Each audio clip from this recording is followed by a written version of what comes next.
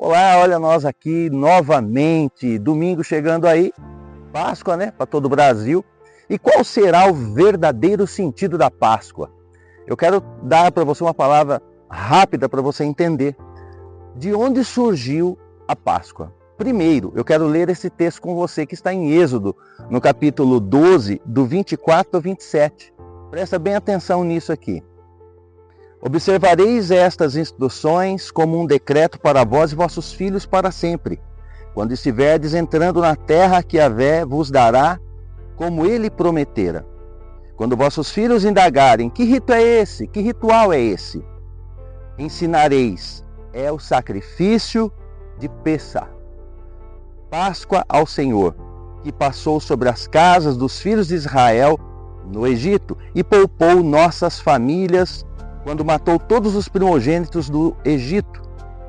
Então, o povo prostrou-se em adoração a Deus, Yahvé.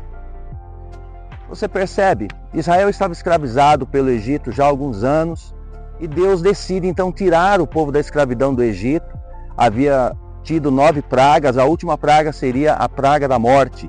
E aqui é a primeira vez na palavra que é citada a palavra Páscoa, que é Pessah, que significa passagem ou passar por cima. E aqui nessa passagem havia tido uma ordem de Deus para que o povo matasse um cordeiro, um animal, comesse em casa com a família esse cordeiro ali assado, grelhado, mas um detalhe, o sangue que estava no cordeiro era pegar esse sangue, molhar num ensopo e passar no umbral, no batente das portas, porque aquela noite a morte passaria. E a casa onde tivesse aquela marca do sangue, ele haveria uma passagem, ele passaria por cima e ninguém morreria lá naquela casa. Então, para o povo judeu, a Páscoa significa isso, uma passagem da qual a morte não os atingiu. Pessah, passagem ou passar por cima. E ali houve toda aquela mortandade dos primogênitos do Egito, na terra do Egito, e ali eles foram poupados. Então, para o povo de Israel, eles celebram a Páscoa dessa seguinte maneira, como uma definição perpétua, era uma ordem perpétua, era para sempre celebrar a Páscoa. O Pessah era para celebrar o quê? 2 coisas. Primeiro, a morte não atingiu a casa, não atingiu a família, como você leu comigo.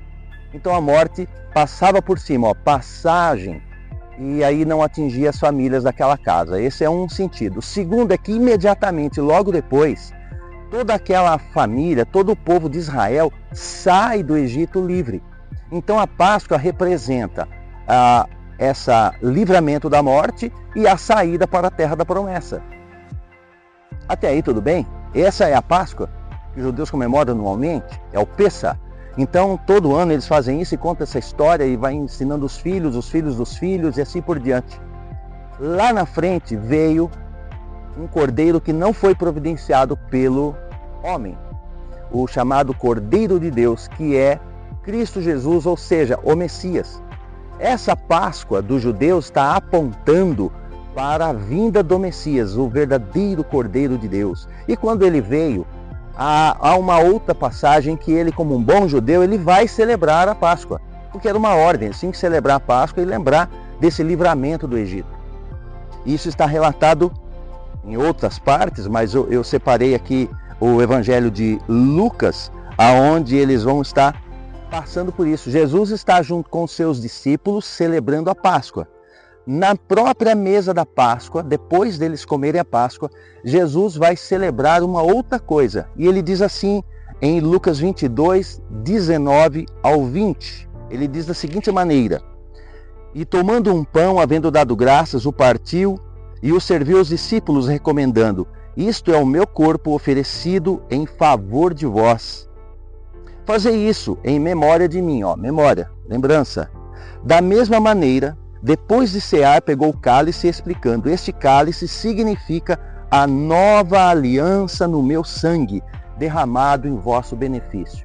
Se por um lado a Páscoa dos judeus representa o livramento da morte e a saída do Egito, tendo ali uma liberdade, uma libertação, Cristo vem e vai na própria mesa celebrar a Páscoa e vai transicionar para a ceia, porque Ele é o verdadeiro Cordeiro. E agora Ele vai fazer com que eu me lembre, toda vez que nós cristãos nos unimos, nós deveríamos celebrar a ceia do Senhor. E essa mesa, a gente lembrar exatamente a mesma coisa. Estamos livres da morte. A morte não tem domínio sobre nós mais. Por causa da vida do Cordeiro, de Cristo em nós. Lá eles passaram o sangue do animal no umbral da porta. Hoje nós temos a marca do sangue de Cristo no nosso coração, no umbral da porta do nosso coração. Então a morte não tem mais domínio sobre nós. Então nós celebramos da mesma forma.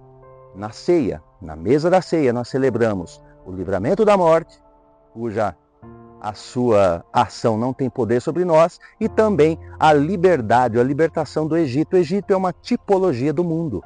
E você percebeu algo aqui? Em nenhum lugar é citado nem chocolate, nem ovo, muito menos coelho.